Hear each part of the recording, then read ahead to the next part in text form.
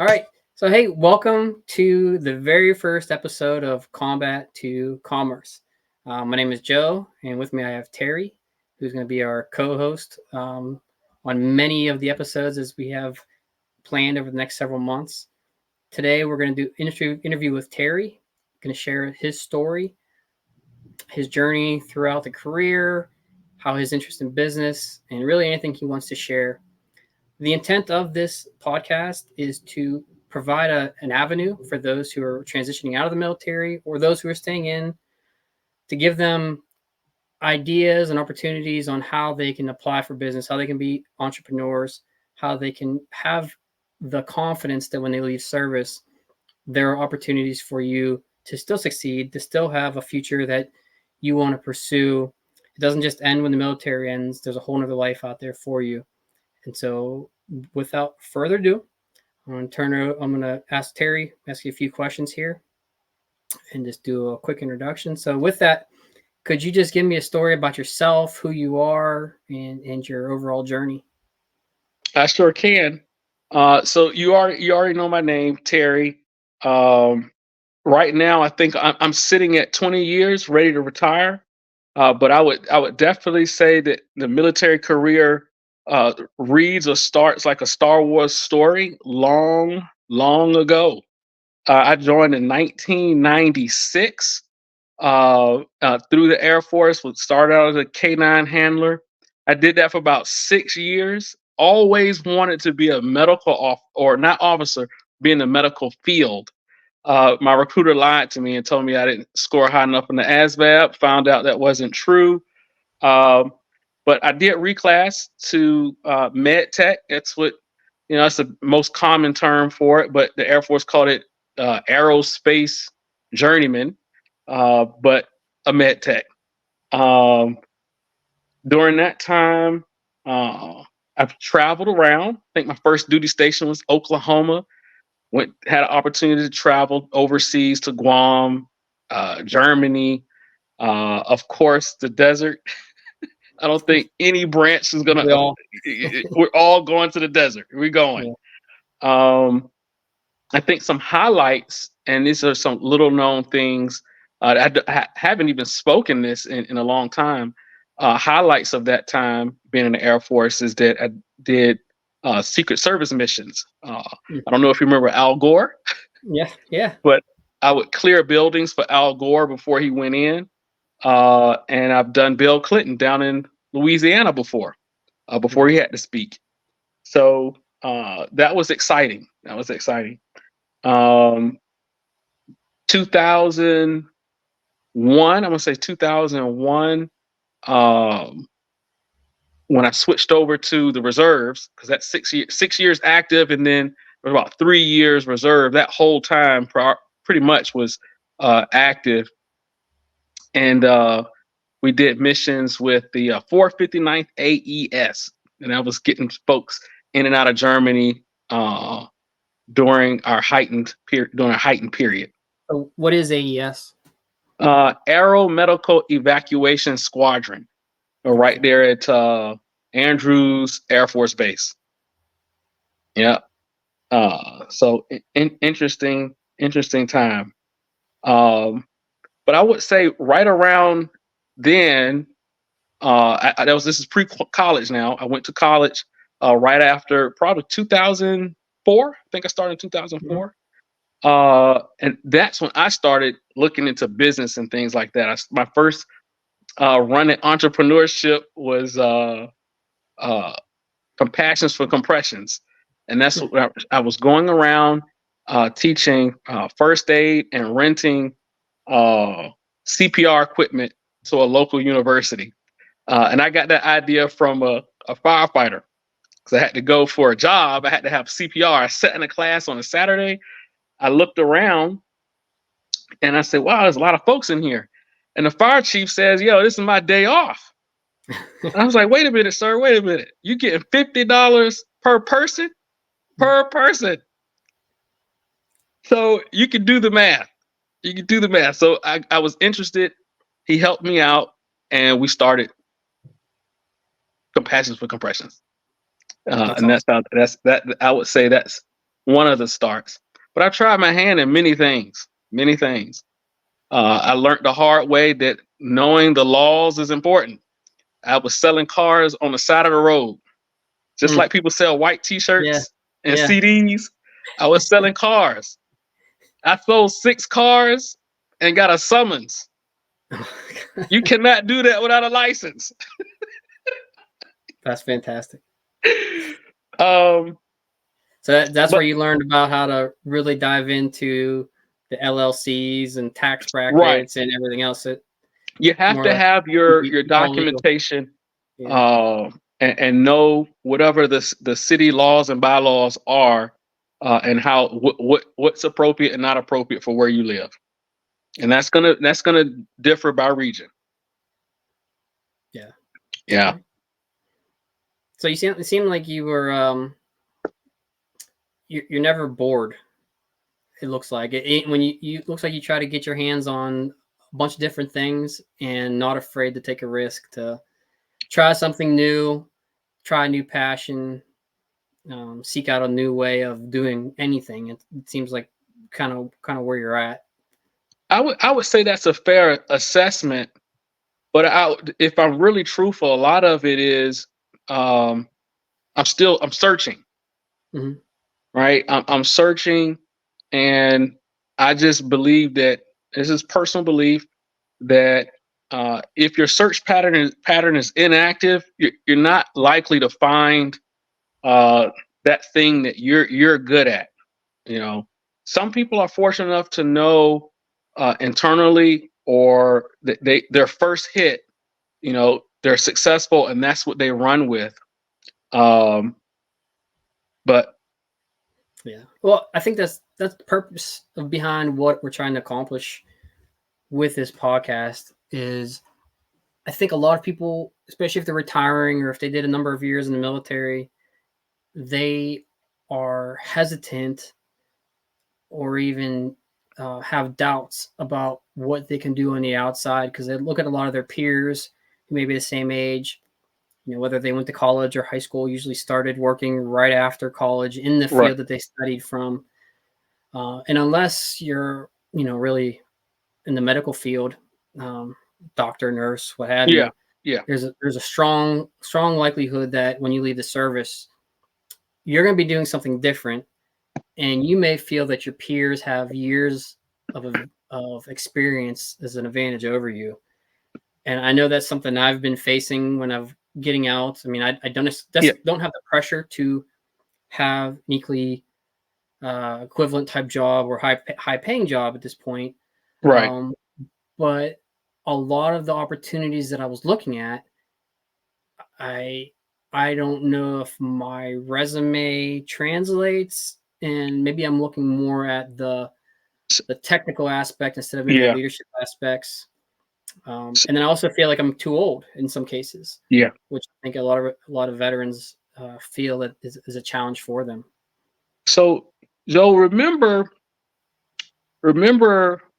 when I got out from reserve and started college? That I started college in 2003, 2004. Let's just say 2004, because I got a conditional release to go to school. Now, I didn't come back into the army until 2010. Mm, So during that time, I got to experience civilian life. And I think one of the differences between military, people who've joined the military and had that steady paycheck, um, they had, it was almost an archive of safety. You get told where to go, where to be. There's a line of accounting to get you from point A to point B. In the civilian sector, that doesn't exist. You have to figure out every step on your own, lock, stock, and barrel. yeah. Now, people do share information, and that's what you're doing right now. You know, uh, YouTube is good for a lot of things. It's not just for watching cats, but you can find a lot of information up there from people just like you, different podcasts where people share information, share their experiences. So you don't have to fall into the same pothole that somebody else, you don't have to hit that same pothole. But I would say in the civilian sector, I think people who stayed out or that's all they know, they have a thicker hide. It's almost they've been told no so many times. You're like, oh, just keep trucking. Yeah. Every no you hit, you're getting closer to it. Yes, it'll happen. Right. So their resilience is a little bit different, right? They're not closing the gap with the enemy or going and living in situations that would, that soldiers are used to. So we're tough, and our hide is tough in a different way. But I would definitely say civilian sector. I've learned a few things, and one of them is just the confidence piece, right?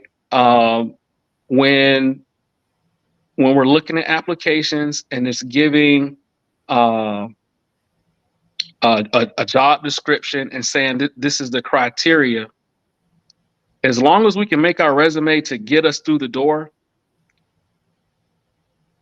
we can advocate for ourselves and show the employer or the person interviewing that we are supposed to be there, that we would be a added, asset to that team.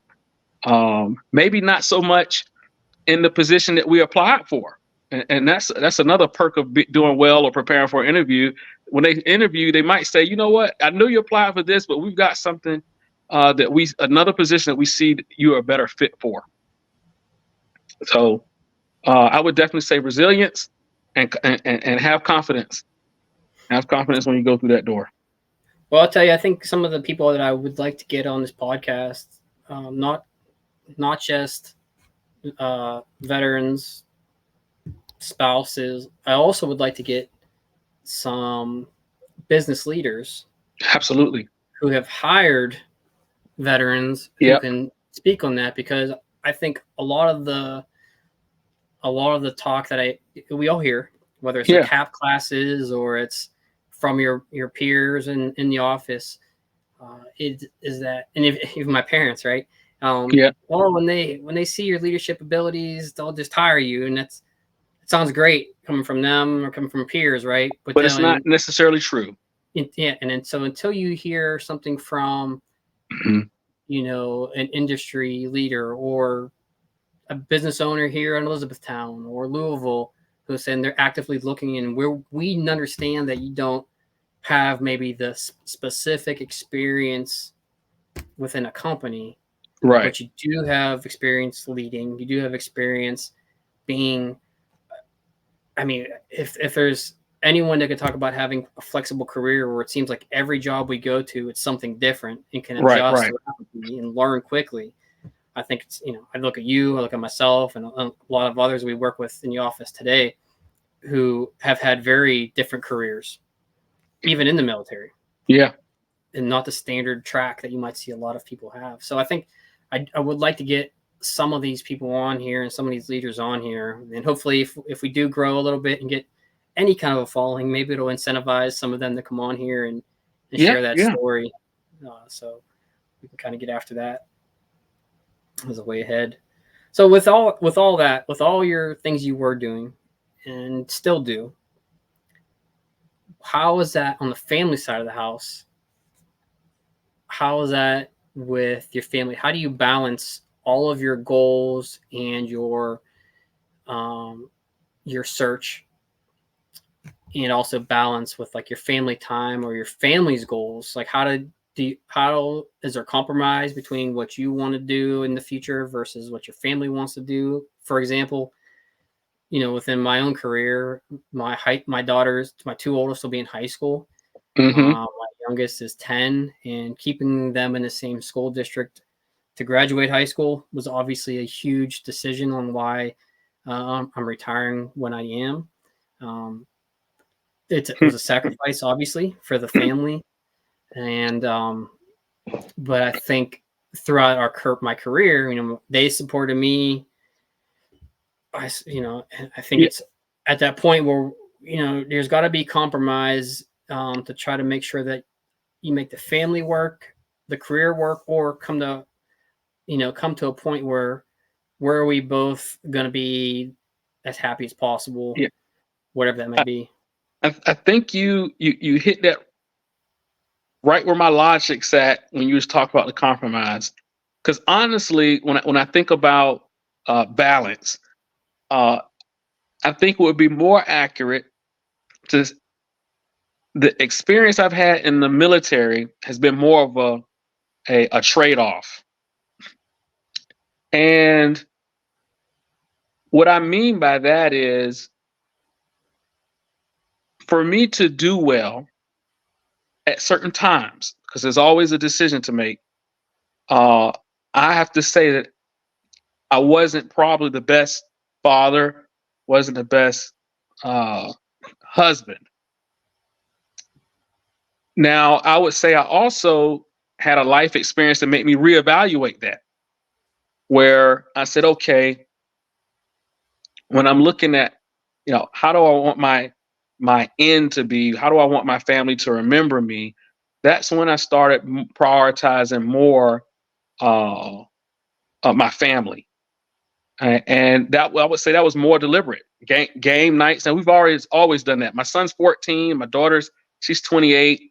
I like games, so I've always done game night, but being more deliberate about, and I don't even want to use that word deliberate, just being more focused on conversation and finding out where a person actually is.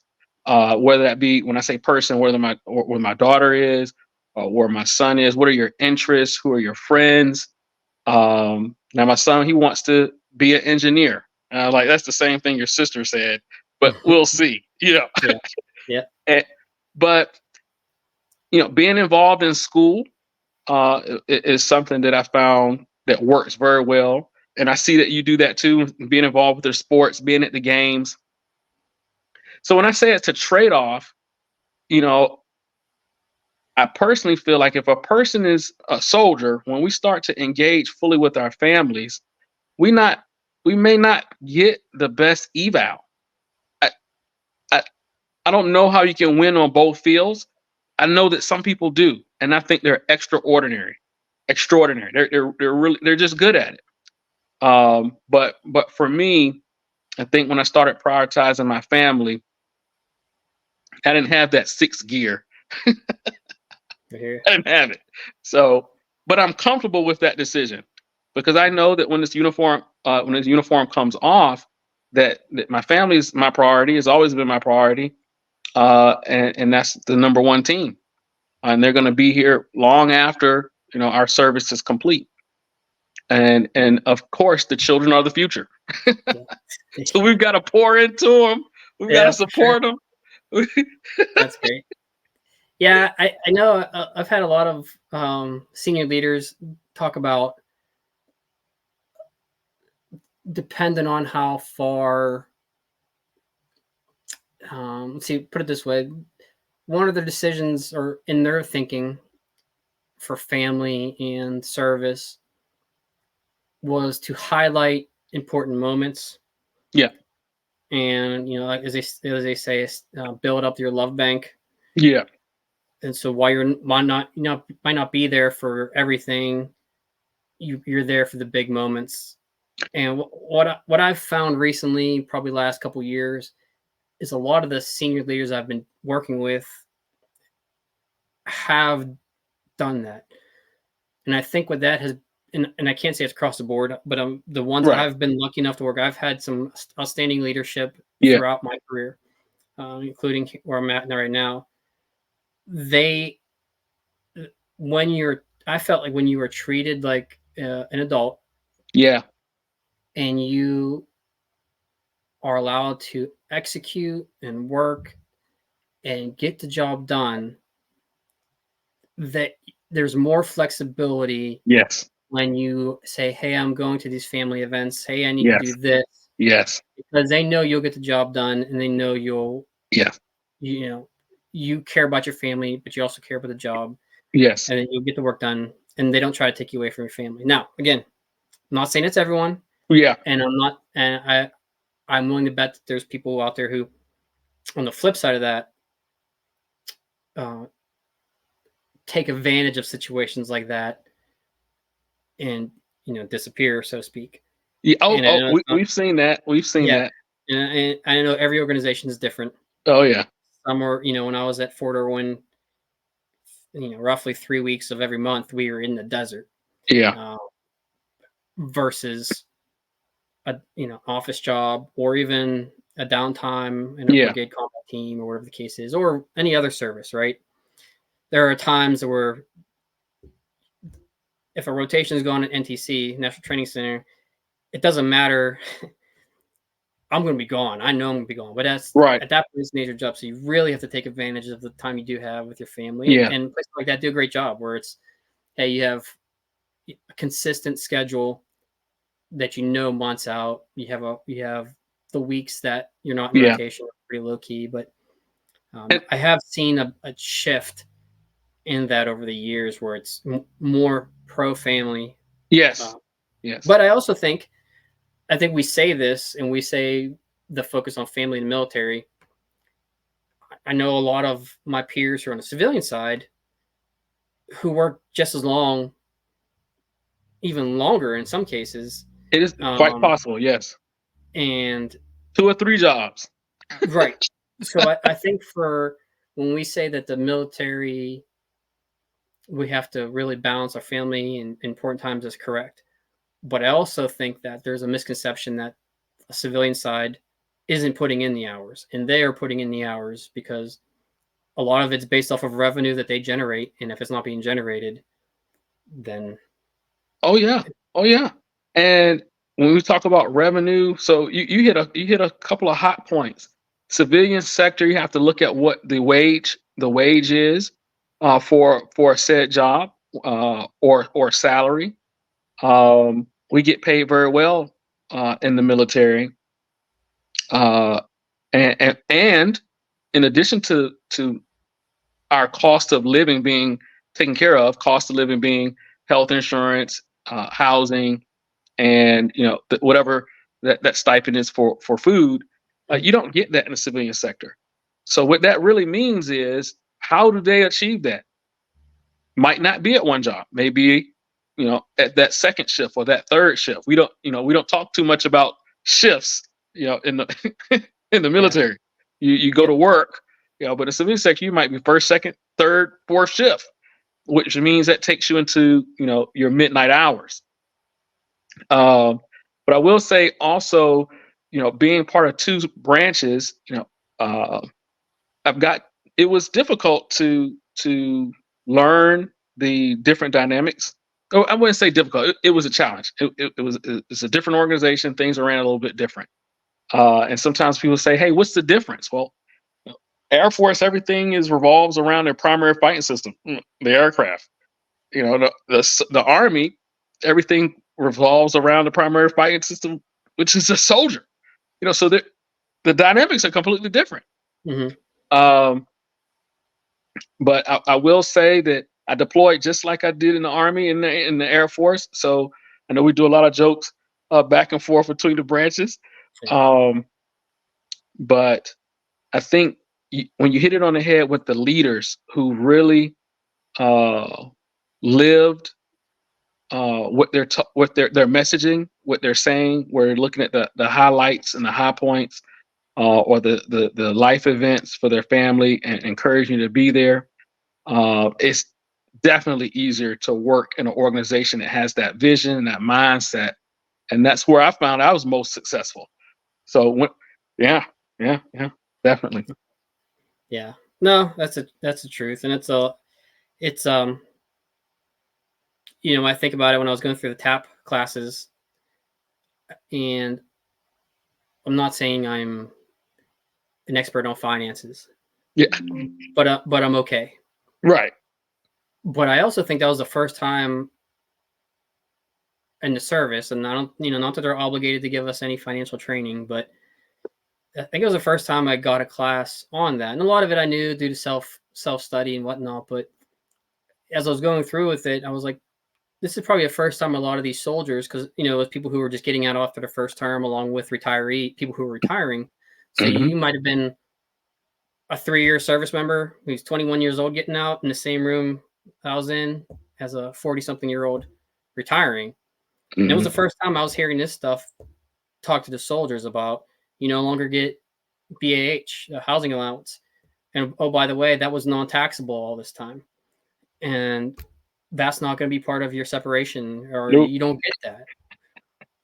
And we had to do a budget. We had to do all these different things about how much we make, how much it's going to be allocated, Right. what job we're going to have. We looked at job postings to see equivalent income that you'd be making on the outside doing the same job, assuming you get hired, right? Because Right. it's a competition out there.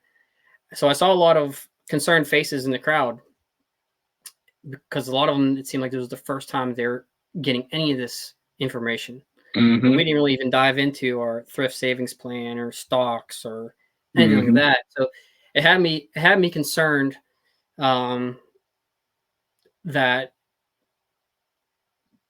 I don't think there's necessarily anything you can do about it. I mean, you could always do training and as another mandatory training class or whatever. Yeah. But part of the reason why I wanted to do this podcast is I think there's a lot of people who also, there's not a whole lot of good news stories out there of people transition. And there's also not a lot of information that necessarily brings this to the forefront of Right. things you need to think about. I mean, a lot of it is go out there, be aggressive, show your leadership, you'll get a job, highlight your strengths.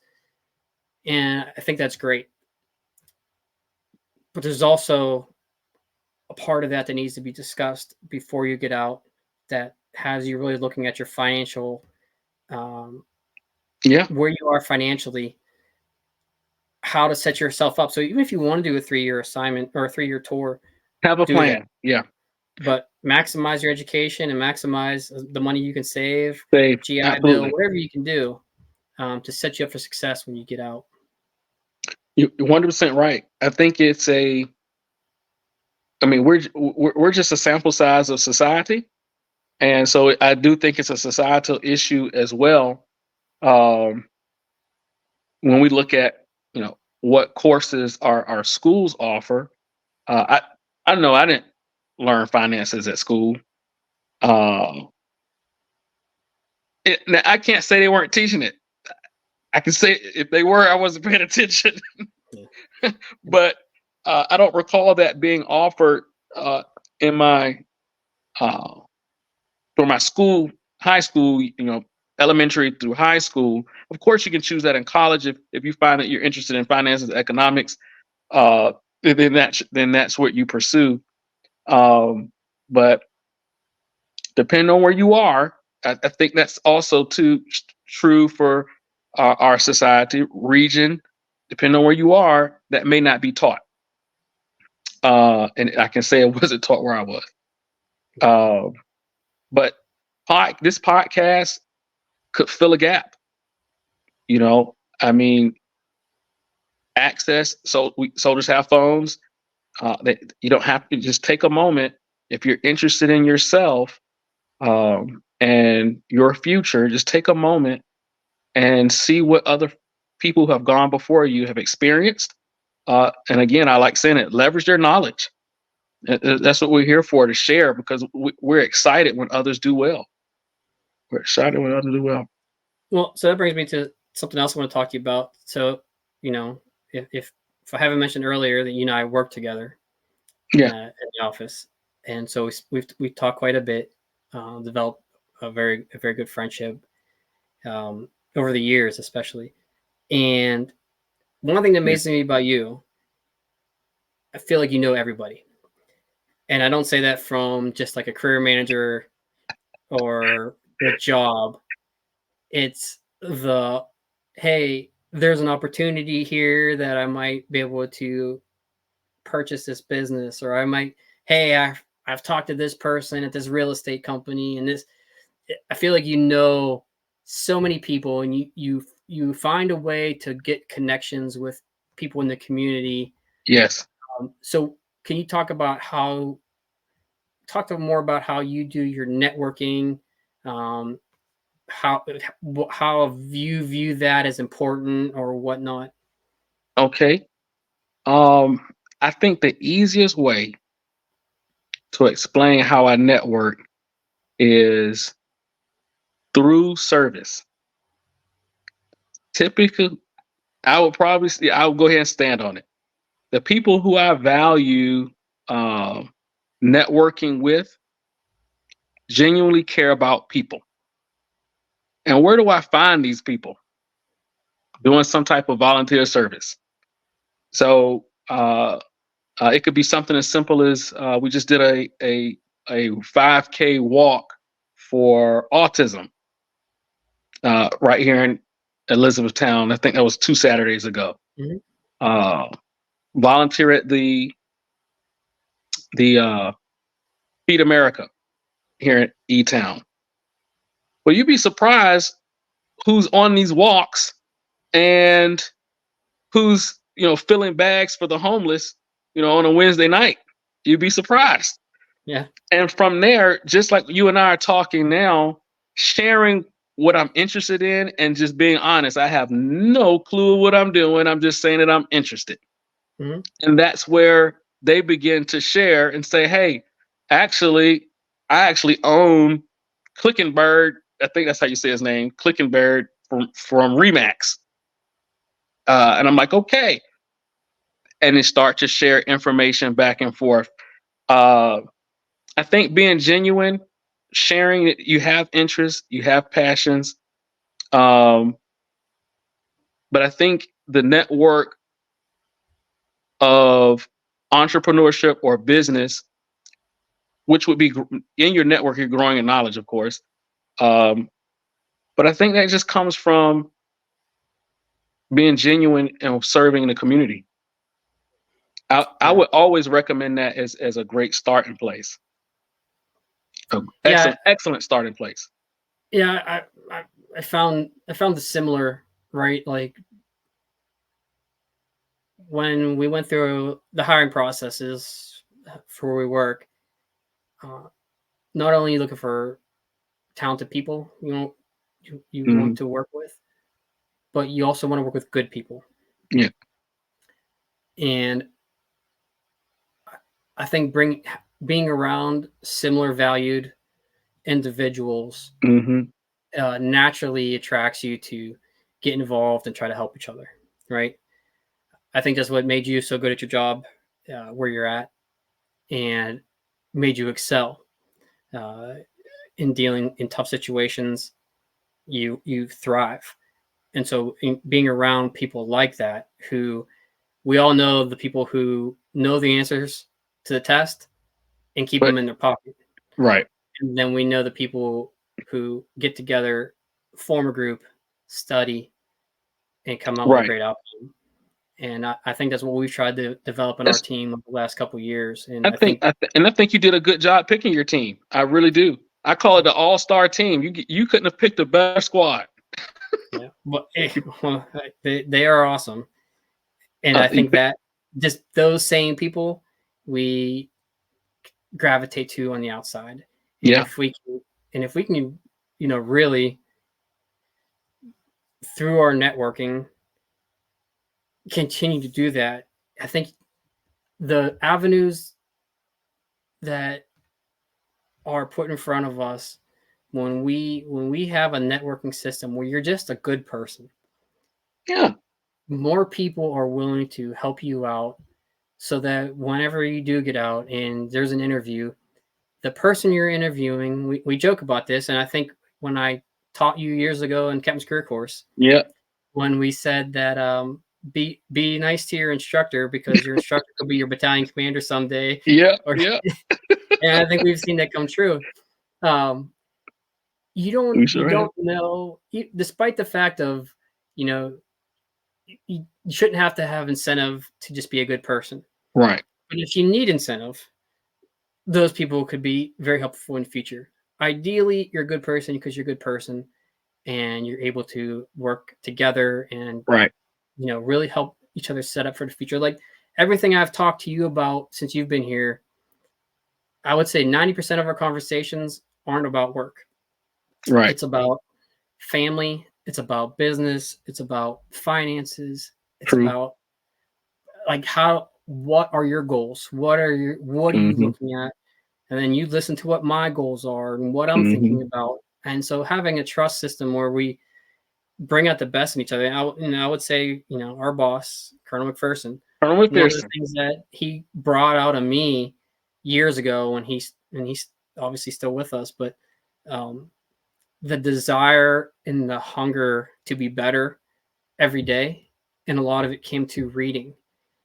I was at a point where I would make excuses why I didn't know about certain things. Like, well, I don't know about finances, or I don't know about Bitcoin, or I don't know about Yeah. whatever. It's all there. There's books, there's YouTube videos, there's classes, you have Free classes. everything.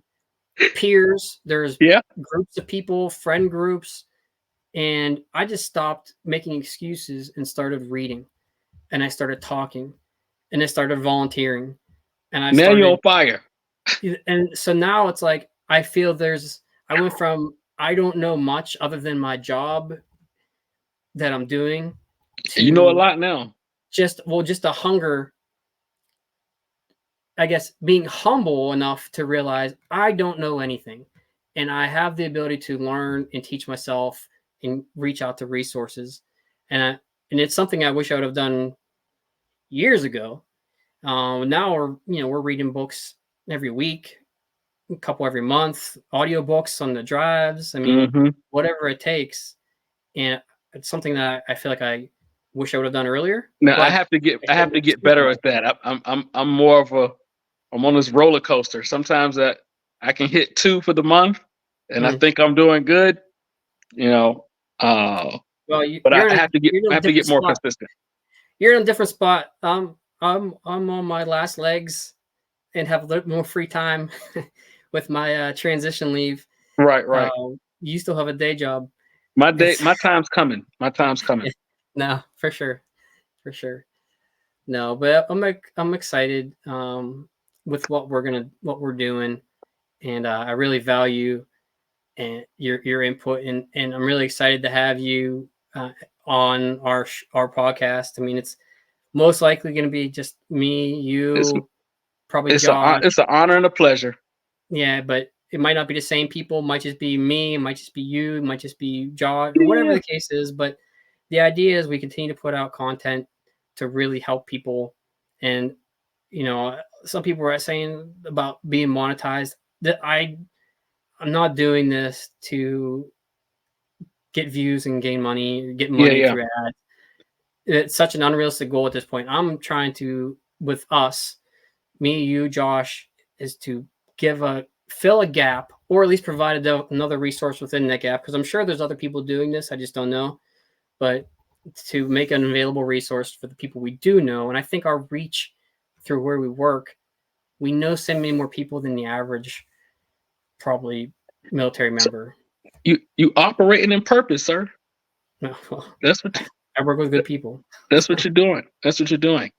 And now on this platform, will people be able to send write questions or Yes, I'm gonna have to play with it. okay, I'm right now. I'm just recording, and we'll post it afterwards.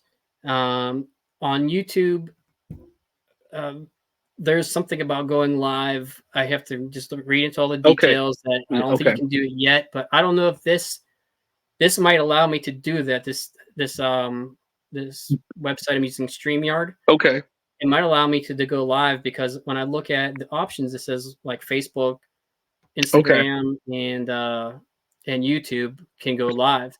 But as we saw when we were first starting this, that wasn't recorded. It's a learning curve on how to use this. So if yeah, we have that, that's going to be awesome.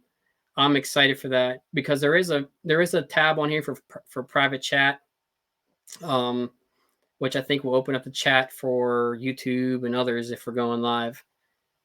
But that's something that we can expand upon. But I guess really my last question, um,